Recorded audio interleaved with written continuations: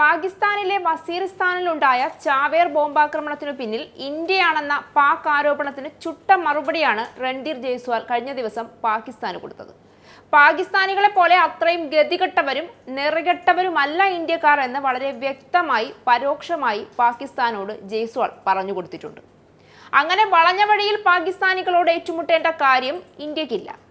നേരിട്ട് ഏറ്റുമുട്ടാനുള്ള ചങ്കൂറ്റം ഇന്ത്യക്കുണ്ടെന്ന് പാകിസ്ഥാനികൾക്ക് ഇതിനോടകം മനസ്സിലായിട്ടും കണ്ണടച്ച് ഇരുട്ടാക്കുകയാണ്. പാകിസ്ഥാനികളെ ഉന്മൂലനം ചെയ്യാൻ അവർക്കിടയിൽ തന്നെ ശത്രുക്കൾക്ക് പഞ്ഞമില്ല.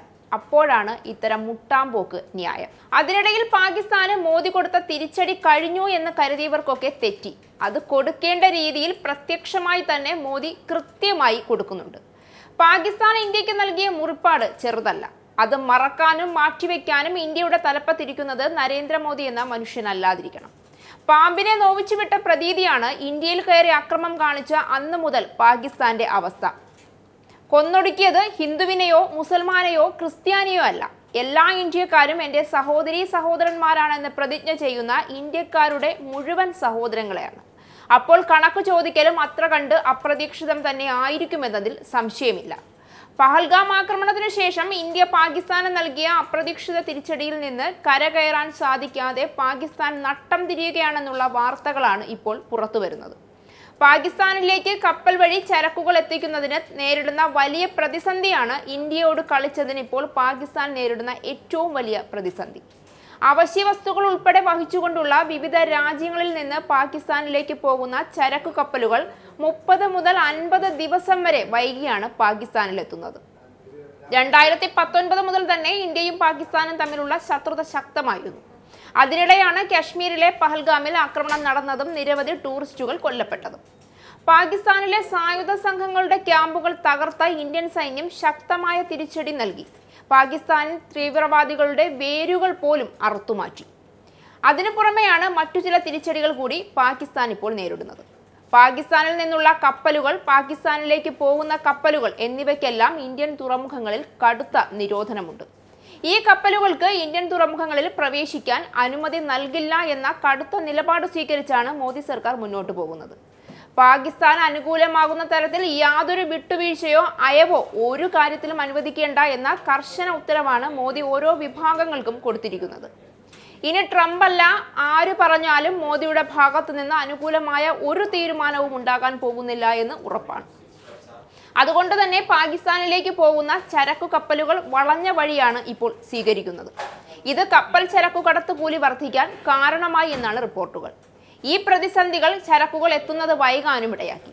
50 ദിവസം വരെ വൈകിയാണ് ചരക്കുകൾ എത്തുന്നത് എന്ന് കറാച്ചിയിലെ chamber of commerce president Javed Bilwani പറഞ്ഞു. മെയ് 2 മുതലാണ് ഇന്ത്യ പാകിസ്ഥാൻ ചരക്കു കപ്പലുകൾക്ക് ഇന്ത്യൻ തുറമുഖങ്ങളിൽ നിരോധനം ഏർപ്പെടുത്തിയത്. ചരക്കു കപ്പലുകൾ ചിലത് വൈകിയെത്തുമ്പോൾ വലിയ കപ്പലുകൾ ഇപ്പോൾ പാകിസ്ഥാൻ തീരങ്ങളിലേക്ക് വരുന്നതേയില്ല. ഇന്ത്യൻ തുറമുഖങ്ങളെ ആശ്രയിക്കാതെ അവയ്ക്ക് പാകിസ്ഥാൻ തീരത്തേക്ക് എത്തുന്നത് എളുപ്പമുള്ള കടമ്പയല്ല. പകരം ചെറു കപ്പലുകളാണ് എത്തുന്നത്. ഇത് ചരക്കുകടത്ത് കൂലി കൂടാൻ കാരണമായി. മാത്രമല്ല, കപ്പൽ കമ്പനികൾ ഇൻഷുറൻസ് പ്രീമിയം വർദ്ധിപ്പിച്ചതും പാകിസ്ഥാന് വലിയ തിരിച്ചടിയായി മാറിയിരിക്കുകയാണ്. ചരക്കുകൂലി കൂടിയതോടെ അവശ്യ വസ്തുക്കളുടെ വില വർദ്ധിച്ചു. വലിയ തുകയാണ് ഈ ഇനത്തിൽ ഇപ്പോൾ പാകിസ്ഥാന് നഷ്ടം നേരിടുന്നത്. പാകിസ്ഥാനിൽ നിന്നുള്ള കയറ്റുമതി പ്രധാനമായും ആശ്രയിക്കുന്നത് ഇറക്കുമതി ചെയ്യുന്ന വസ്തുക്കളെയാണ്. ഇറക്കുമതി ചെയ്യുന്ന വസ്തുക്കൾ നവീകരിച്ച് അധിക ചേരുവകൾ ചേർത്ത് കയറ്റുമതി ചെയ്താണ് പാകിസ്ഥാനിലെ വ്യവസായികൾ നേട്ടം കൊയ്യുന്നത്. ഇറക്കുമതി ചെലവ് കൂടിയതോടെ ഇൻപുട്ടുകൾക്ക് വില കൂടുകയും കയറ്റുമതി പ്രതിസന്ധിയിലാവുകയും ചെയ്യുന്നു. പാകിസ്ഥാനിൽ നിന്നുള്ള ഇറക്കുമതിക്ക് ഇന്ത്യ ഇപ്പോൾ 200% ചുങ്കം ചുമത്തുന്നുണ്ട്. പഹൽഗാം ഭീകരാക്രമണത്തിനും ഏറെ നാൾ മുൻപ് തന്നെ പാകിസ്ഥാന്റെ ഇന്ത്യ വിരുദ്ധ നിലപാടുകളിൽ ഇന്ത്യക്ക് കടുത്ത ശത്രുതയും അതൃപ്തിയും പാകിസ്ഥാനോട് നിലനിന്നിരുന്നു എന്ന് വേണം പറയാൻ. അതിന്റെ ആക്കം കൂട്ടാനും ശക്തമായ നിലപാടുകൾ ഇന്ത്യ സ്വീകരിക്കാനും പഹൽഗാം ഭീകരാക്രമണം വഴിതെളിച്ചു എന്നതാണ് വാസ്തവം. അതുകൊണ്ട് തന്നെ ഇരു രാജ്യങ്ങളും തമ്മിലുള്ള വ്യാപാരം ഏറെക്കാലമായി അത്ര രസത്തിലല്ല.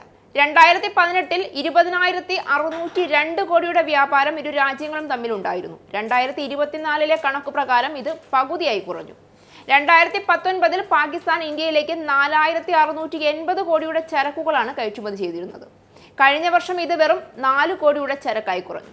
പതിയെ പാകിസ്ഥാനുമായുള്ള എല്ലാ ബന്ധങ്ങളും അവസാനിപ്പിക്കാൻ തന്നെയാണ് മോദിയുടെ തീരുമാനം. അത് പാകിസ്ഥാൻ ഉണ്ടാക്കിയേക്കാവുന്ന പ്രതിസന്ധി ചെറുതാകില്ല എന്ന് ഉറപ്പാണ്.